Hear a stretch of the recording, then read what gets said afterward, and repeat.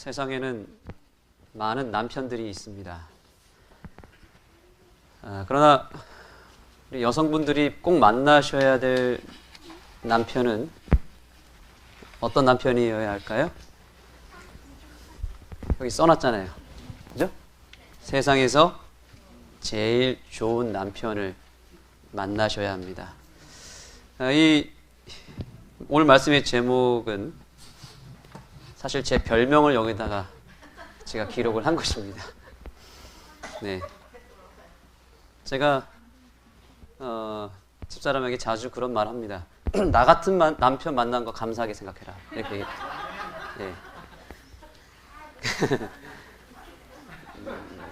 나 같은 남편을 만나는 건 쉬운 일이 아닌데 복 받은 줄 알아라 라고 제가 얘기를 합니다. 네, 콧방귀도 안 끼더라고요. 네, 얼마 전에 제 친구를 만났거든요. 네, 한 2주 뒤에 올 겁니다. 우리 교회 타일 공사를 제 친구가 아주 저렴한 가격으로 이렇게 해주기로 해서 한번 왔었는데 그 친구는 저보다 더 하더라고요.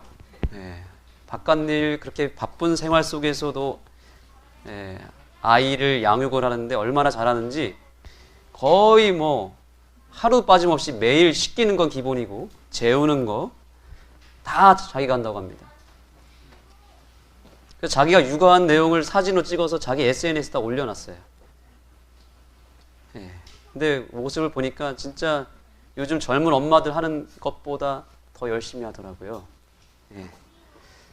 그래서 그 사진도 하나 보여줬는데 아빠가 출근을 하니까 이 아이가 영상에서 보니까 아빠가 나가니까 막 울고 난리가 난 겁니다. 아빠랑 헤어지는 거 싫다고. 그 정도로 잘하더라고요.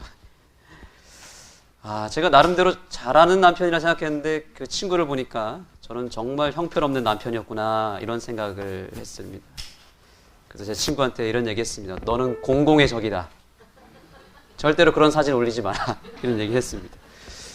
세상에 좋은 남편 참 많습니다. 우리 아는교회 장로님들 또 우리 남성분들 제가 보니까 다 하나같이 좋은 남편이시더라고요. 제가 안흥에 와서 많이 배우고 있습니다. 뭐 요리하시는 장로님 같이 모든 일을 다 함께 하면서 이 아내를 아끼시고 또 사랑하시는 이 모습을 보면서 제가 많이 배우고 있습니다.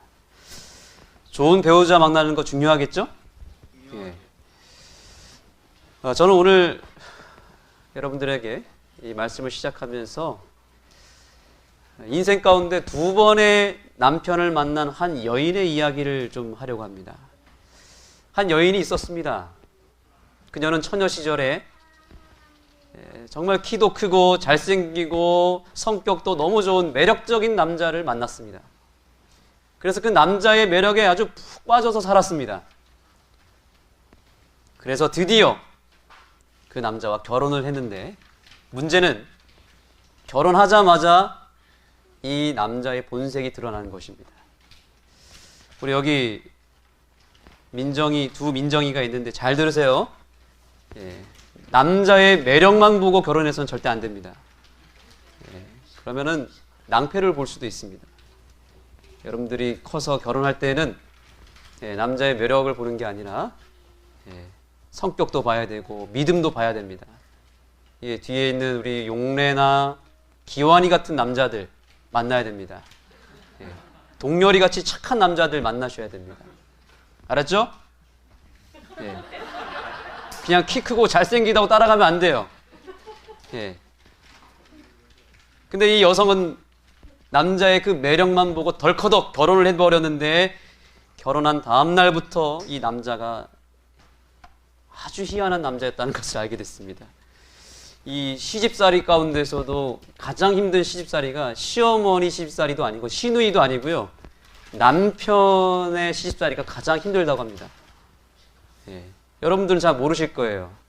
겪으시지 않으셔서. 근데 남편 시집살이 당하신 분들은 그 얘기 들어보면 심각하더라고요.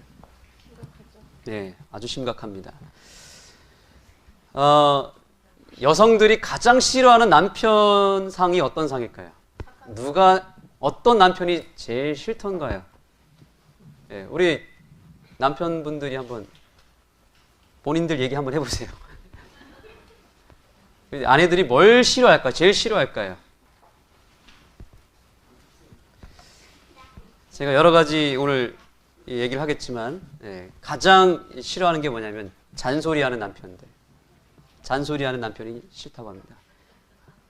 근데 이 여성이 만난 남편이 바로 그런 남편이었어요. 잔소리가 얼마나 많은지 말이 너무 많은 거예요. 아침에 밥을 해주면 국이 짜면은 짜다고 뭐라고 하는 겁니다. 국이 왜 이렇게 짜냐고. 싱거우면 또 싱겁다고 뭐라고 합니다. 하나부터 열까지 정말 쥐잡듯이 잡는 겁니다. 하루 종일 잔소리밖에 안 합니다. 집에 딱 들어왔는데 청소가 안 돼 있다. 그럼 난리가 나는 거예요. 밥이 안 차려져 있다. 잔소리 하는 겁니다. 한 번도 고맙다는 얘기, 뭐 미안하다 이런 말 절대 하지 않습니다. 칭찬은 더더욱 하지 않습니다. 단 한 번도 잘했다고 칭찬한 적은 없고 맨날 잘못한 것만 유심히 보면서 그것만 꼬투리를 잡는 것입니다. 또 우리 여성들이 또 싫어하는 남편상이 있습니다. 생각나는 거 다 얘기하셔도 좋습니다. 여러분들 다 겪으셨죠? 예. 가장 싫어하는 남편의 모습 또 한 가지는 뭐냐면 말을 참 기분 나쁘게 한다는 겁니다. 짜증은 기본이고 지시하고 명령하고 비난하고 비아냥거리는 게 일수였던 겁니다. 그래서 이 남편을 만나면 잔소리하고 명령하고 지시하고 이제 이게 너무 싫은 거예요. 말을 너무 기분 나쁘게 하는 겁니다. 이 남편은 공감할 줄도 몰랐습니다. 말이 안 통하는 남편이었습니다. 결혼 전에는 데이트도 해주고 대화도 줄곧 나눠줬는데 결혼하고 나서 보니까 그게 다 연출이었어요. 쇼핑도 한번 제대로 안 가지고 차를 마시면서 뭐 이렇게 대화를 나눈 적도 없고 딱 자기가 필요할 때만 찾고 자기가 필요한 것만 얘기하고 대화도 단절하는 겁니다. 하나도 그 아내의 말을 들어주지 않는 거예요. 공감해주지도 않고. 근데 더 최악인 것은 뭐냐면 이 남편이 그렇게 잔소리 주구장창 하면서 일은 또 안 하는 거예요. 집안일 전혀 안 하는 겁니다. 잔소리만 하고 일은 전혀 하지 않아요. 너는 너 할 일 해. 나는 바깥 일만 할 거야. 너는 빨래하고 요리해. 난 바깥 일만 할 거야. 그래서 집에 딱 들어오면 양말만 휙 벗어던지고 어디 앉아버려요? 소파에 앉아서 TV를 켜거나 헤드폰을 하는 것입니다. 근데 여기까지는 봐줄만 했습니다. 그런데 이 남편이 술을 마시는 겁니다. 술을 마시는 날이면 들어와서 때리는 겁니다. 신혼 때부터 지금까지 계속 술 마시는 날이면 얻어맞는 겁니다. 잔소리에 욕에 구타까지. 이런 남편이랑 산다면 몇 년 사실 수 있겠습니까? 예? 몇 년 살 수 있을 것 같으세요? 이런 최악의 남편이랑 살면서 이 여성은 덜커덕 아이가 2명이나 생겼고 그래서 이 아이들 때문에 몇 번이라도 도망가려고 했지만 이 아이들 때문에 참은 것입니다. 그런데 이 여성은 그럼에도 불구하고 꼭 참고 지극정성으로 남편을 섬겼습니다. 그런데 어느 날 이게 하나님의 은혜인지 모르겠지만 이 남편이 회사에서 제 소풍을 갔는데 저 강원도 산에 가서 등산을 하고 내려오다가 그만 실종을 해버렸어요. 높은 낭떠러지에서 떨어져 버린 것입니다. 그래서 그 길로 그냥 가버렸어요. 이런 걸 하나님의 은혜라고 할 수 있을까요? 예, 그러면 너무 잔인하겠죠? 예. 그렇게 한순간에 그 남편이 허망하게 사망해버린 것입니다.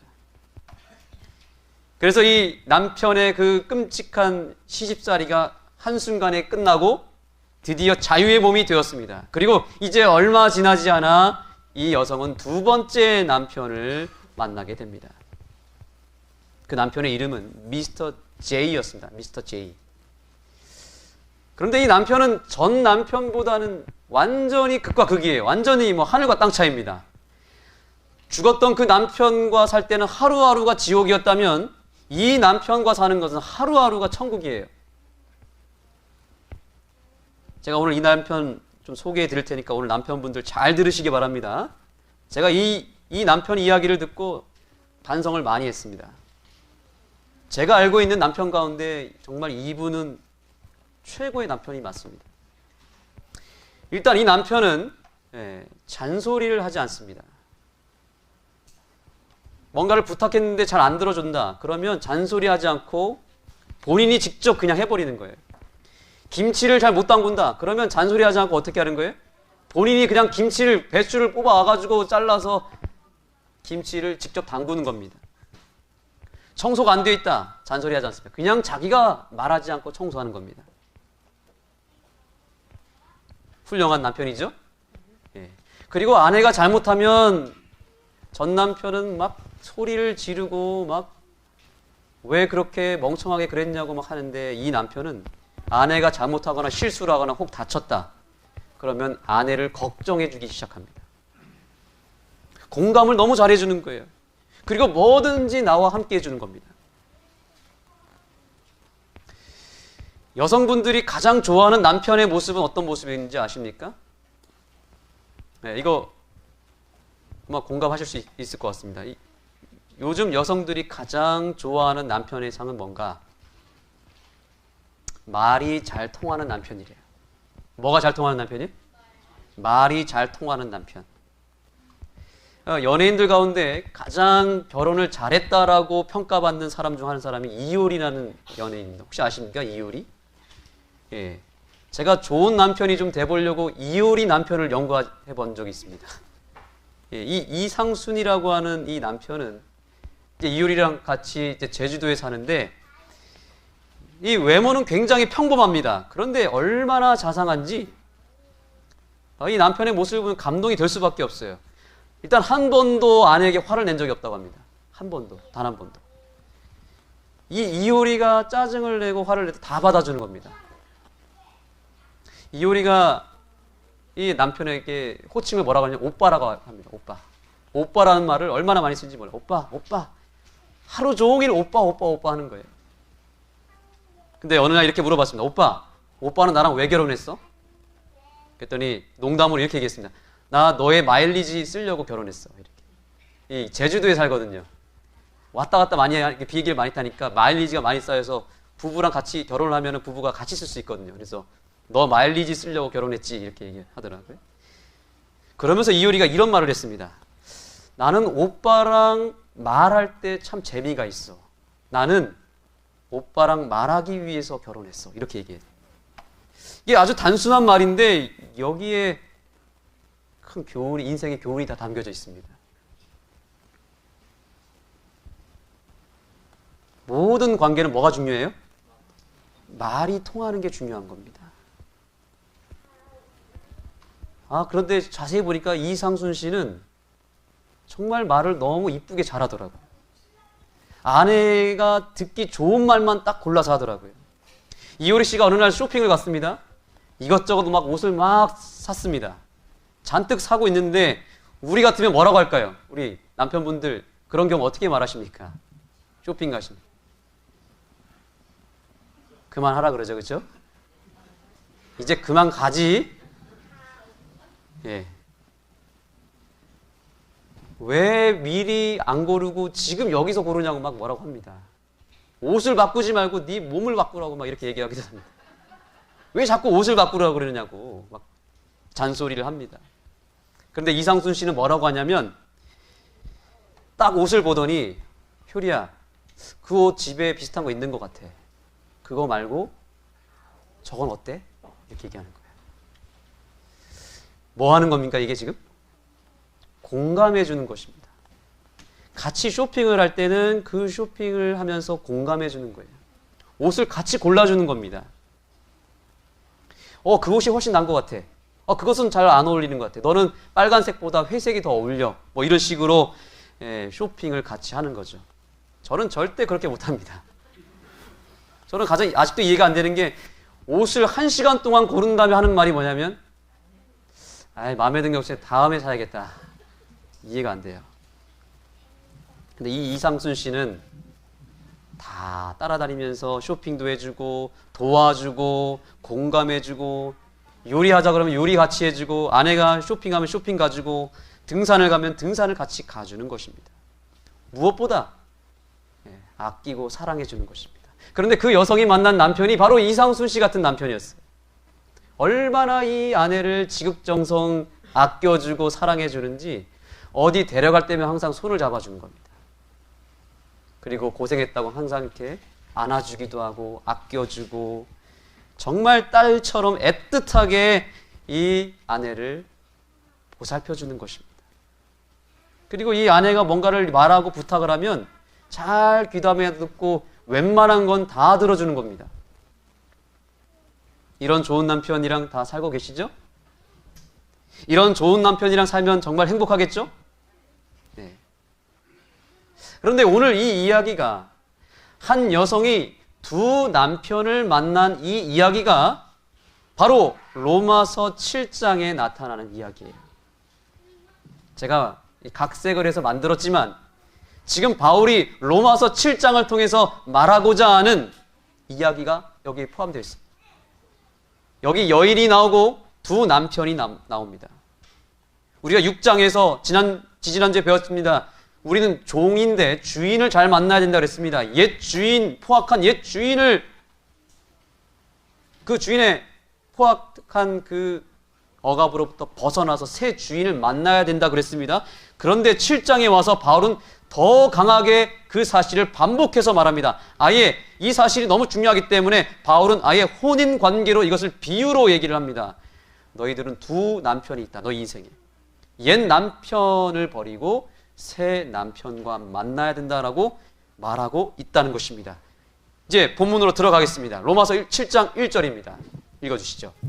형제들아 내가 법하는 자들에게 말하노니 너희는 율법이 사람의 살 동안만 그를 주관하는 줄 알지 못하느냐. 자, 바울은 여기서 율법을 언급하고 있습니다. 그런데 갑자기 이제 다음 구절 2절부터 보겠지만 바울이 이제 남편에 대한 이야기를 합니다.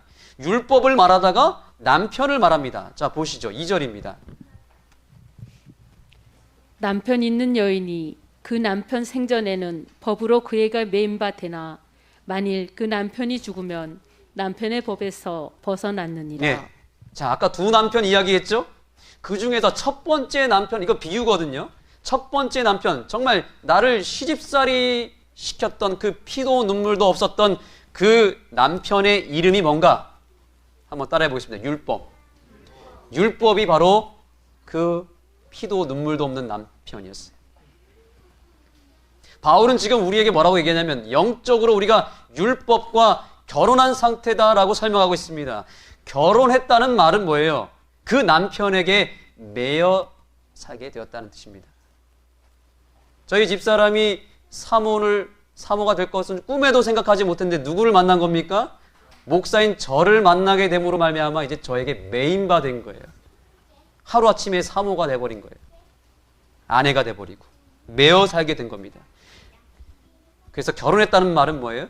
매여 있게 됐고 그 남편에게 끌려가게 되었다라는 뜻입니다. 바울은 비유를 통해서 우리가 율법과 결혼했기 때문에 우리가 어디에 매여 있을 수밖에 없는 거예요? 율법과 매일 수밖에 없었다라고 설명하고 있는 것입니다.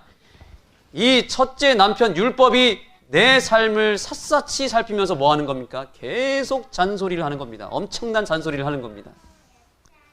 쫓아다니면서 꼬투리 잡는 거예요. 너 왜 그렇게 했어?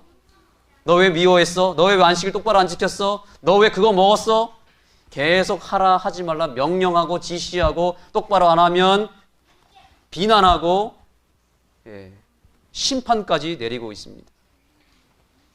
이 바울이 이 결혼 관계를 통해서 율법이 우리의 남편이라는 사실을 오늘 알려주고 있는 이 사실은 굉장히 중요한 복음입니다.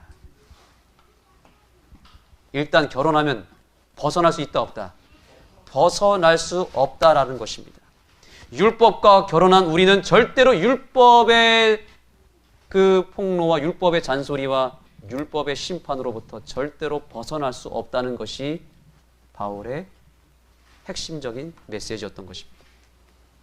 그러면 어떻게 이 피도 눈물도 없는 나를 시집살이하는 이 율법이라고 하는 남편으로부터 벗어날 수 있을까요? 어떻게 하면 벗어날 수 있죠? 도망가면 될까요? 결혼 취소시키면 될까요? 아닙니다. 남편이 죽으면 끝나는 것입니다. 죽기 전에는 벗어날 수 있어요, 없어요? 절대로 벗어날 수 없어요. 그래서 남편이 죽기 전에는 절대로 그 남편을 버리고 도망하거나 이혼할 수 없었던 것이 그 당시 유대인들 사이에 통용되었던 법이었습니다. 그래서 바울은 7장 3절에서 이렇게 말하고 있습니다. 그러므로 만일 그 남편 생전에 다른 남자에게 가면 음부라 이르되 남편이 죽으면 그 법에서 자유케 되나니 다른 남자에게 갈지라도 음부가 되지 아니하느니라. 당시에는 남편이 살아있을 때 다른 남편에게 가면 그것이 간음죄로 취급을 받았습니다. 그러나 남편이 죽으면 자유한 몸이 되기 때문에 얼마든지 새로운 남편을 찾을 수 있었다는 것입니다. 우리의 현실의 삶에서도 우리가 남편에 대한 관계가 이렇게 중요하듯이 우리가 영적인 세계에서도 남편은 매우 중요하다는 사실이에요. 남편을 정말 잘 만나야 합니다. 첫째 남편, 여러분 첫째 남편 율법과 계속 사시겠습니까? 아니면 다른 남편을 만나시겠습니까? 나에게 잔소리만 하고 명령하고 지시하고 잘못하면 때리고 고소하고 꼬투리 잡는 이 피도 눈물도 없는 이 율법이라고 하는 남편을 여전히 내가 데리고 살고 있다면 나는 계속 그 속에서 그 속박에서 벗어날 수 없고 고생만 하게 되는 것입니다. 바울은 그래서 이 남편에게서 벗어나려면 그 남편이 죽어야 된다라고 말하고 있습니다.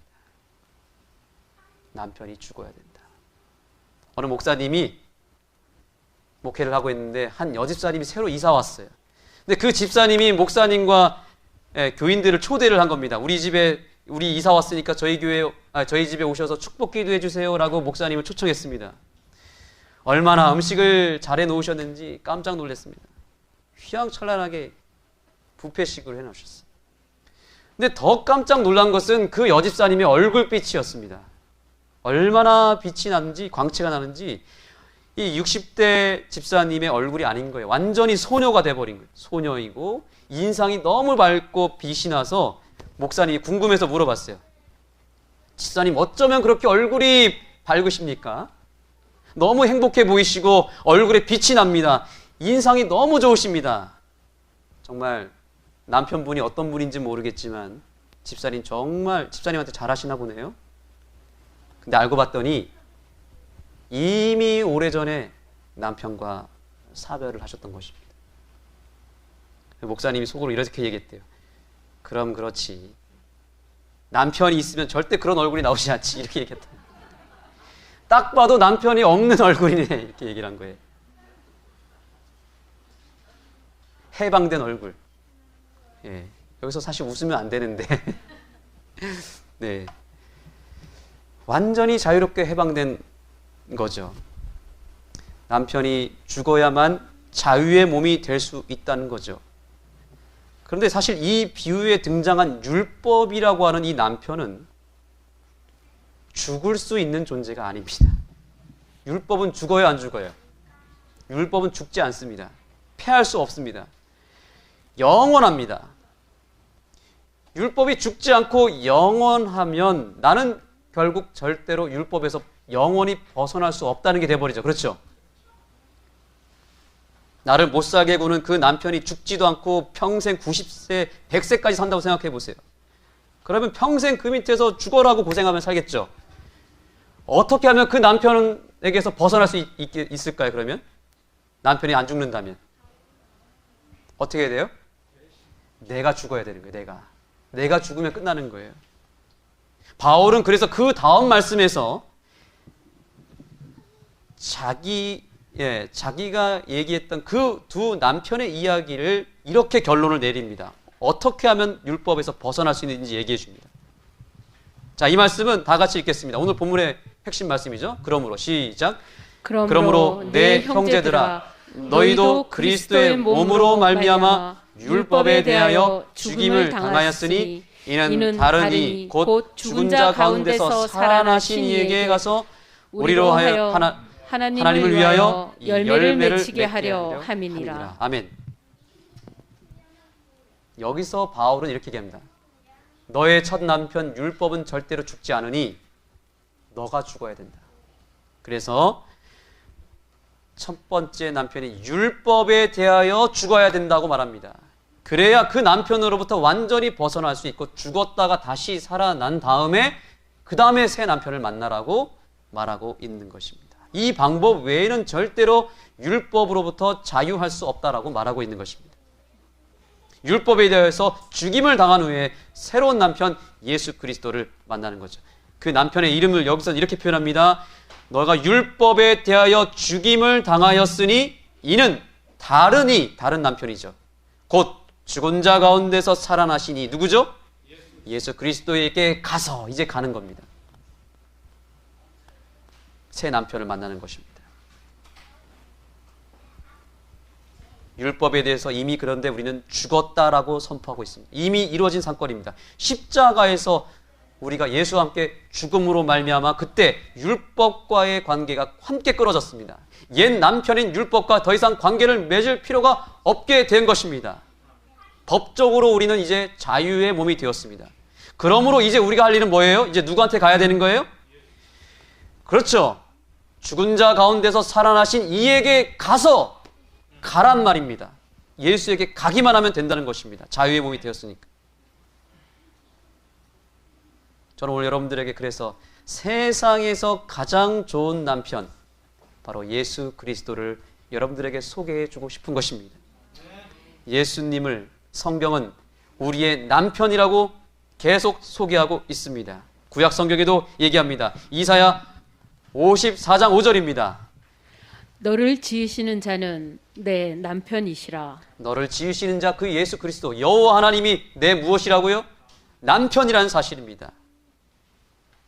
다 같이 읽겠습니다. 시작.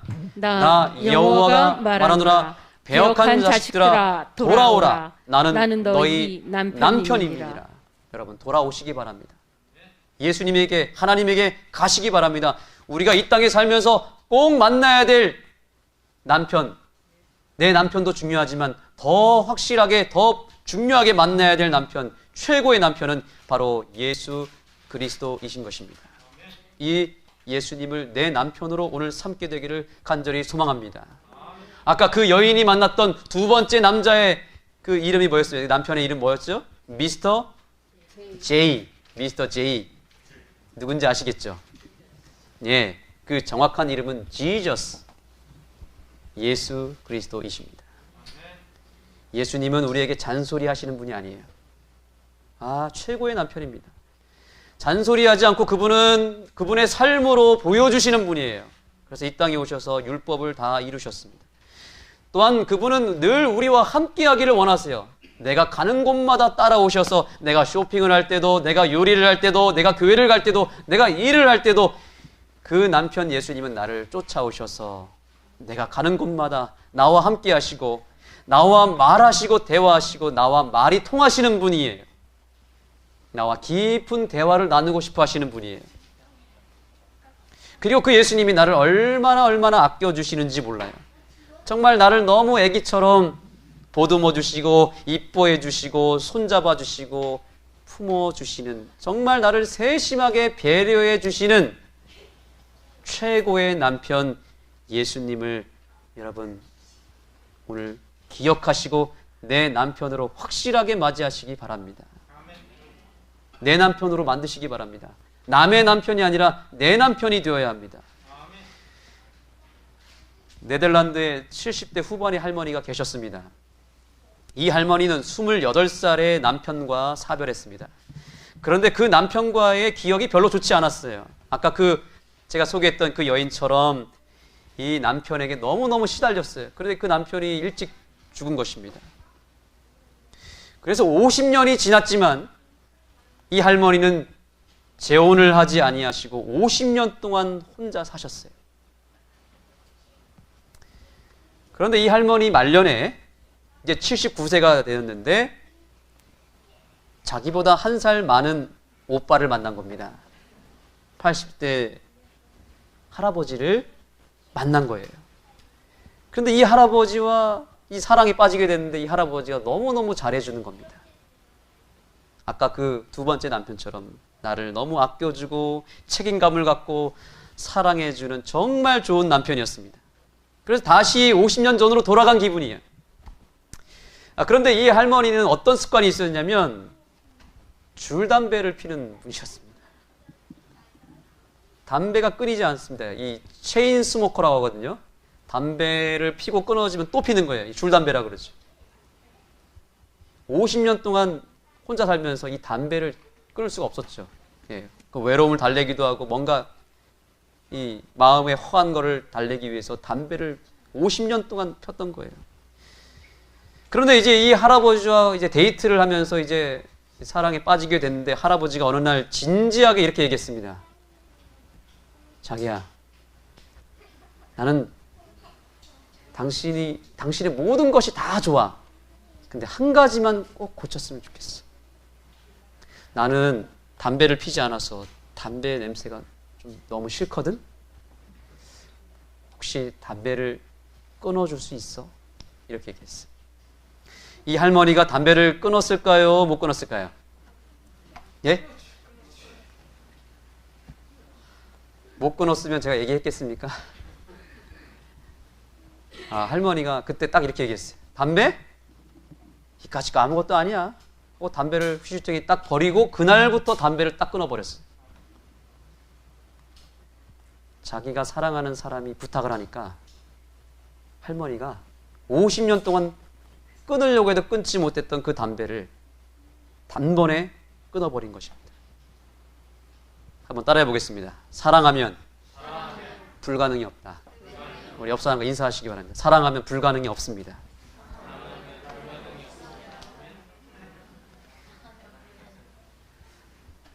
예, 사랑하면 다 가능한 거예요. 좋은 남편 만난 사람의 특징이 있습니다. 좋은 남편을 만나면 아내도 틀림없이 좋은 아내가 될 수밖에 없습니다. 왜 남편은 좋은 남편이 되지 못할까? 왜 내 남편은 이 모양일까? 왜 내 아내는 이 모양일까? 여러분, 우리가 이렇게 생각할 때 있죠. 그러나 사실 내가 좋은 남편이 되지 못해서 그런 거예요. 내가 칭찬해 보십시오. 내가 늘 예쁜 말만 해보십시오. 그러면 상대방이 나에게 좋은 말만 할 수밖에 없습니다.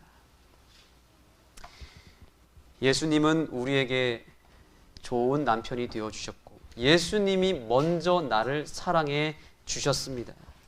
먼저 나를 아껴주셨고 먼저 나에게 모범이 되어주셨습니다. 그래서 그 예수님의 사랑 때문에 예수님의 그 헌신 때문에 내가 바뀌게 되는 것입니다. 율법을 지킬 때 이렇게 지켜야 되는 거예요. 잔소리한다고 사람 바뀌지 않더라고요. 여러분, 자식한테 잔소리한다고 바뀌던가요? 안 바뀝니다. 절대로 잔소리한다고 바뀌지 않습니다. 사람은. 근데 사랑으로 보여주고 사랑으로 품어주면 바뀌더라고요. 율법은 그렇게 해서 지켜나가는 거지, 율법 남편이 나에게 잔소리한다고 해서 지켜지는 게 아니더라고요. 우리는 예수 남편을 통해서 그 사랑을 통해서 변할 수 있는 것입니다. 만약에 그때 그 할아버지가 잔소리했으면 담배 좀 끊어 뭐 이렇게 잔소리하고 어디 여자가 건방지게 남편 앞에서 담배를 펴 이렇게 했다 그러면 그 자리로 끝났을 것입니다. 여러분, 왜 우리가 안 변하는 줄 아십니까? 아직도 율법과 살고 있기 때문에 그래요. 율법이 내 남편이 되었기 때문에 그래요. 율법의 잔소리를 들으면서 살고 있기 때문에 변하지 않는 것입니다. 여러분, 기억하시기 바랍니다. 율법은 조금도 나에게 사랑을 주지 않습니다. 내가 잘한다고 율법이 나한테 칭찬해 줄 것 같습니까? 절대로 칭찬하지 않습니다. 내가 잘못한 것만 지적합니다. 그게 율법입니다. 그래서 율법 안에 사는 사람, 율법을 남편으로 사는 사람은 행복하지가 않아요. 늘 하는 시중만 합니다. 그러나 예수님을 남편으로 모신 사람은 얼굴빛부터 다릅니다. 왜냐하면 예수님 나에게 사랑만 주시거든요. 잔소리하지 않거든요. 보여주시거든요. 그러니까 너무 좋은 좋은 남편 때문에 내가 이제 남편을 위해서 잘해야겠구나. 자발적으로 잘하려고 합니다. 조금도 힘들지 않습니다. 오늘날 교회는 딱 두 부류로 존재합니다. 옛 남편 율법과 아직도 사는 사람이 있고, 또 어떤 부류가 있는 거예요? 예수 안에서 죽고 율법에 대해서 죽은 다음에 새로 거듭나서 새 남편 예수를 맞이한 사람이 있을 뿐입니다. 여러분의 남편은 누구입니까?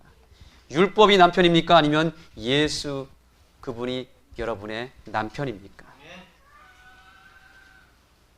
그런 의미에서 다시 이 말씀을 보겠습니다. 이는 다른 이 곧 죽은 자 가운데서 살아나신 이에게 가서 우리로 하나님을 위하여 열매를 맺게 하려 함이니라. 아멘. 따라해 보겠습니다. 열매를 맺히게 하려 함이니라. 부부가 결혼하고 서로 사랑하면 닮게 되어 있고 자연스럽게 자녀를 낳게 되어 있습니다. 내가 율법과 결혼하고 율법이 내 남편이면 누구 자식을 낳게 되죠? 율법의 자녀를 낳게 될 수밖에 없어요. 율법의 열매를 낳을 수밖에 없는 것입니다. 그러나 내가 예수님과 결혼해버렸으면 누구의 자식이 나올 수밖에 없어요? 예수의 자녀, 예수의 열매가 나올 수밖에 없습니다. 근데 율법과 사는 사람들은 계속 그 율법주의적인 나쁜 열매가 나타나는 거예요. 제가 예전에 이 기숙사 생활을 할 때 매일 저녁마다 청소 검사를 했습니다. 선배들이. 근데 방에 이렇게 점호를 할 때 방에 먼지가 있으면 엎드려 뻗칩니다. 그래서 열심히 닦았습니다. 한 번은 방을 열심히 닦았어요. 그래서 딱 이제 검사를 하는데 이 선배가 딱 보니까 먼지가 진짜였어요. 근데 거기서 넘어갔을까요? 아니요. 나가면서 형광등 있잖아요. 옛날에 형광등, 긴 형광등을 딱 쓰는 거예요. 이렇게. 그랬더니 거기 먼지가 이렇게 나오는 거예요. 엎드려 해서 또 엎드렸습니다. 그래서 그 다음날 또 어떻게 했습니까? 제가 형광등까지 다 닦고 그 다음에 책꽂이에 책 다 닦았습니다. 먼지 하나 없이 다 만들었습니다. 다른 방은 다 걸려가지고 벌을 받고 있고 이제 제 방 차례가 되었습니다. 역시 그 선배는 똑같이 와가지고 방바닥을 손으로 이렇게 해보고 먼지가 없었습니다. 형광등에 또 봤더니 형광등이 없었어요. 다 했는데 진짜 없었어요. 드디어 살았구나. 나가면서 근데 이 선배가 어떻게 한지 아십니까? 불 켜는데 저기 있죠. 스위치를 딱 끄더니 거기 스위치 그 사이 있죠. 딱 이렇게 하더니 먼지가 나온 거예요. 엎드려. 또 엎드렸습니다. 그게 율법이에요, 여러분. 율법과 살면 이렇게 피곤합니다. 내가 아무리 율법 잘 지킨다고 지켜질 것 같으세요? 내가 예를 들면 10을 다 지켰다. 그러면 그 다음 11를 지적합니다. 내가 100을 지키면 100 지킨 거 가지고 칭찬하는 게 아니라 101, 102번째 그 다음 항목을 가지고 지적한다는 거죠. 율법 지킨다고 해서 내가 칭찬받고 구원받는 게 결코 아닌 것입니다. 율법은 이렇게 나를 피곤하게 만들고 나를 힘들게 만들 뿐입니다. 아직도 옛 남편인 율법과 사시겠습니까? 그렇게 당하고서 또 사시겠습니까? 율법과 살면 위선자가 돼버려요. 그래서 이제 눈치만 살살 봅니다. 보일 때는 열심히 하는 척하고 보이지 않을 때는 풀어지죠. 왜 오늘날 많은 교인들이 위선자가 되었을까요? 율법과 살아서 그런 것입니다. 제가 한때 그런 신앙을 했습니다. 예수님 만나기 전에 이 율법의 속박 속에 살다 보니까 교회에 갔더니 다 그렇게 율법을 남편으로 삼은 사람들밖에 없었습니다. 정말 꽉 막힌 사람들밖에 없었어요. 왜 교인 자녀들이 삐뚤어질까요? 왜 그럴까요? 어렸을 때부터 그렇게 율법주의자 부모님 밑에서 율법과 결혼한 어른들 밑에서 자랐기 때문에 그래요.